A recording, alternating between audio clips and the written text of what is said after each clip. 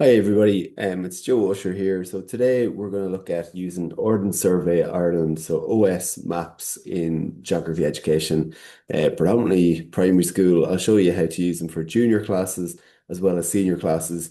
It's a really interactive, engaging and effective tool that's free to use for all schools, all classes, even non-schools, whatever purpose you want to use it. So we'll dive right in. I'm just going to share my screen, and hopefully you can all see this. And the first thing you're going to do is search for OSI Geohive Mapviewer. Okay, when you click on OSI Geohive Mapviewer, this is what should come up.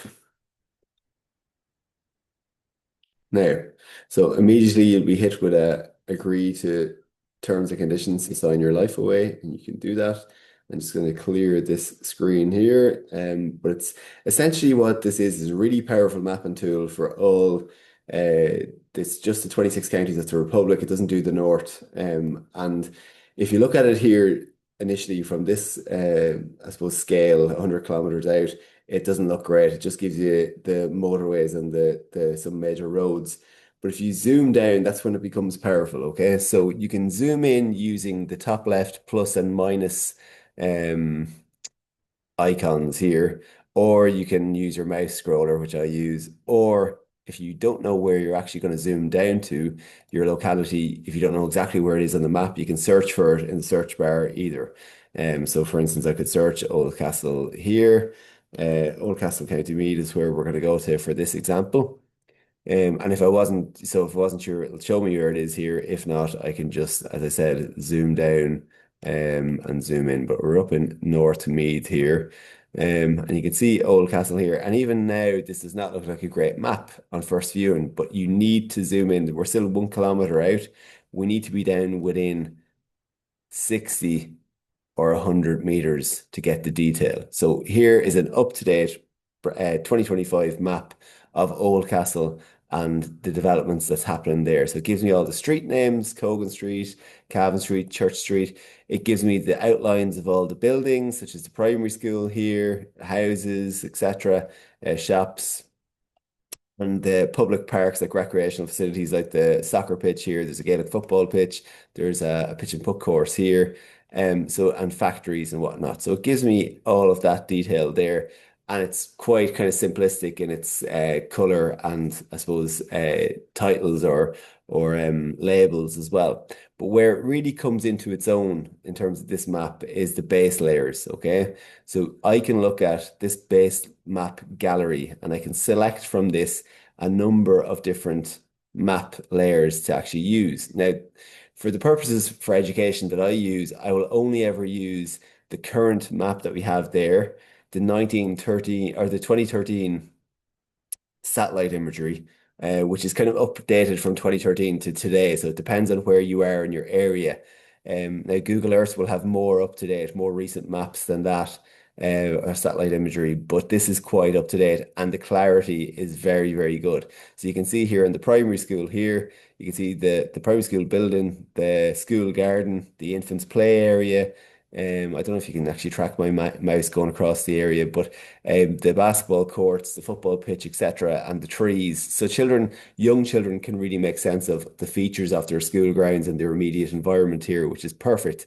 And the clarity, like I said, is excellent. So if I wanted to actually print that out, I go to the print icon here in the top right corner, and not to print it, but this is to save this image as a PDF. So if I call this Our School, for instance, and I press print, it'll give me a PDF link that I can then click on and I could print this out and use it with junior classes, for instance, a map of or an aerial photograph of their school. If I was teaching them about wayfinding, about journeys, about directional language, we could actually go on journeys around the class or around school grounds and record them on this aerial photograph. We could identify features. We could use this aerial photograph as a basis for creating a map with a key and what symbols would we use to represent the basketball courts, etc.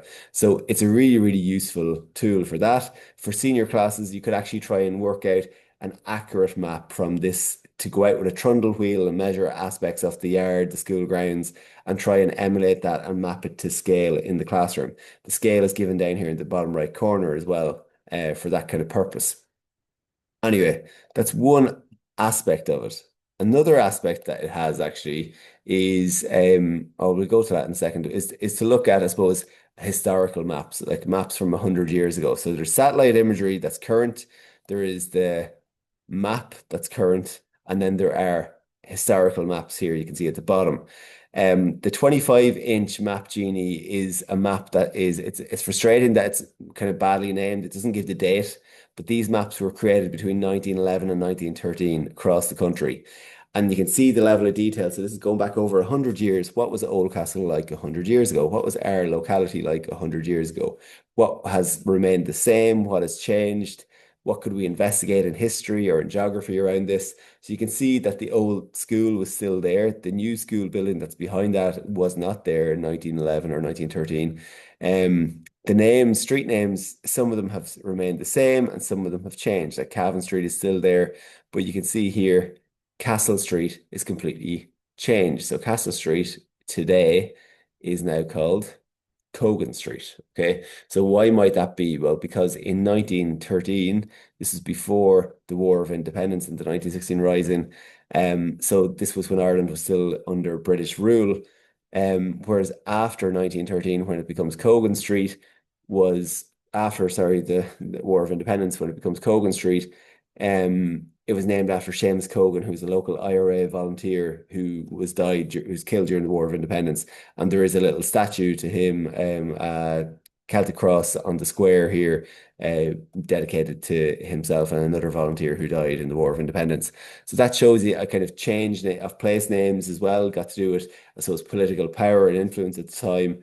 Which is interesting. If you were studying the War of Independence in a primary class or even a secondary class, you could look at how that impacted the locality as well, or look at like the likes of Seamus Cogan as a case study.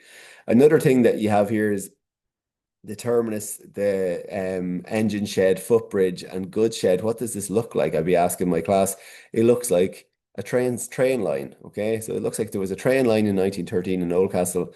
Was there a train line, or is there evidence of a train line today? There's not. Okay, if I look at the satellite imagery, there's not that much obvious evidence of it. Okay, there's a factory built here now. There are houses built on that train line now as well, but some of the place names remain the same. So this area here is still called Railway Yard, and there actually is still the railway station is now a house that people live in. So I could actually, if I wanted to actually further look at that, we could actually, as a class, we could identify this is some interesting change that we could investigate in our locality. We could walk down and look for evidence of the railway line down there at the railway station and railway yard. We could interview people in the area or from the area, like grandparents and such, who have memories of getting the train from Oldcastle. So Oldcastle was the last stop of the Great Northern Railway line. So we could look at what life was like during that time and how it's changed and why it changed, etc., why the railway line stopped. So, yeah, if I wanted to even do it through a virtual tour, I could go on actual Google Maps. And again, I could look for Oldcastle here. And use the Street View function, because the Street View function is not available in Geohive Mapviewer. But if I go to Google Maps here, for instance, and never use this form of Google Maps with a class in primary school, it's way too abstract and difficult for them to comprehend what's going on. It's too simplistic. It's all labels and it's all essentially businesses as well, but it's just green or it's gray. Whereas the satellite imagery, it tells them exactly what things are. They can see the football pitch, the soccer pitch. They can even see the greens for the pitch and putt course. They can see trees. They can see, like as I said, like the yard, all that kind of the cars for the car park. They know exactly what's what. And you can see railway yard here. And if I drop my Street View Explorer down here, here is the old train station that's now somebody's house. And behind that red door, there's still evidence of a railway track. And if we go down along railway yard here, we can still see again, there's a turntable or a winch here, and there's a poster here of the old steam train, and there's information kind of sheets and a board there that children could actually observe as well. So there's lots of things that you can actually do around this, but that's just showing you, I suppose, the power of a tool like OSI Geohive to give you the stimulus for investigations like this. So, for example, if I wanted to print off this 1913 map that shows Castle Street here in the bottom left, and it shows the terminus and the train station, I click on the print icon here, and I can click on, I can call it Oldcastle 1911 to 1913, just because it took 2 years to map the whole country. That's kind of why the date is straddled across 2 years, but it doesn't really matter. And yet you get the gist. You could call it Oldcastle 1911 or Oldcastle 1913, and it gives me the scale and the detail there that we could actually use. And then if I wanted to compare that to the exact same view to today's aerial photograph, I could do the same thing again. So 2025, I print that, and I could then give these out, print them out, and laminate them so I can use them every year or use them for different types of investigations and stimulus discussions. But I could give this to pairs in my class and get them to compare and contrast the similarities and the differences between the two maps and satellite imagery. Um, a final thing, I suppose, to show you about the power of OSI Geohive is I love this aspect of it, and it's on the SkullNet maps too, which is unavailable currently. There have accessibility issues on that, but this is completely free, like I said, so it's the same thing essentially. We could look at editing this map. So I could look at measurement tool here, and I could actually measure distances between places in our map. So if I click on our measurement tool here, I can then actually, I'll just minus that there. I could do the measurement, the distance from the school, the shortest way to get from the school to the Gaelic football pitch behind the school, for instance. We could measure that out and see how we get there. We could also map routes, for instance, like so if I get rid of that again, so I can clear that. I can also map directions. So if I click on the draw aspect of it, so we could do measure it in terms of distance or in terms of area. We could measure things that go around the schoolyard or whatever, and then compare them with the trundle wheel. You can do lots of outdoor maths with this as well. But I can also measure routes. So for instance, if I click on this and I just give it a purple route, for instance, I can then, we could give and follow directions around the town from our primary school to the local church down here or to the graveyard across here. It's quite hard to actually see that purple line, but you get the idea. You can change the color of it any color you want. You can change the thickness of it, but you can actually highlight certain things on your map is the idea here. That's what I was trying to show you here. So if I undo that again and I clear it, that should be gone. And then if I wanted to actually also add points, so I can add points to show different areas of interest that I want before I print the map out, maybe that I want children to look at.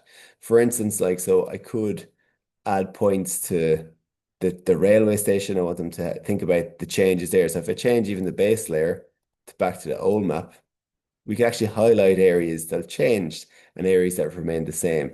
So we could highlight this area here if I wanted to.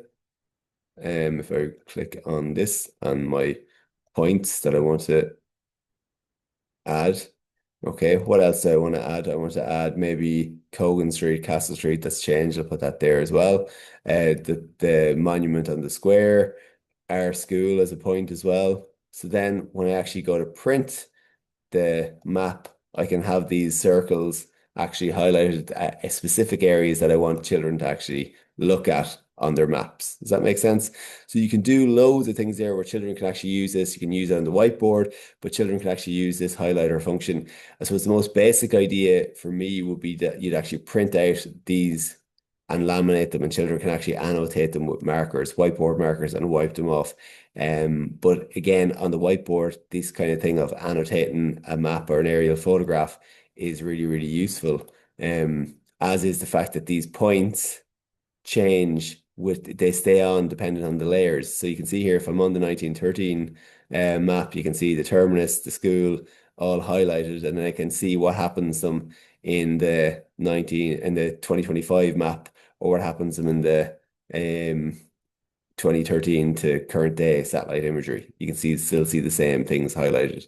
So they can actually compare and contrast that way as well. So there's loads of powerful aspects to this kind of a way of teaching. and I hope you get some ideas out of it. It'd be interesting to see what way you use it with your class. So you can get in touch with me on joe.usher@dcu.ie if you have any questions or ideas that you want to share with me, or in the comments below. But thanks a million for watching. Okay.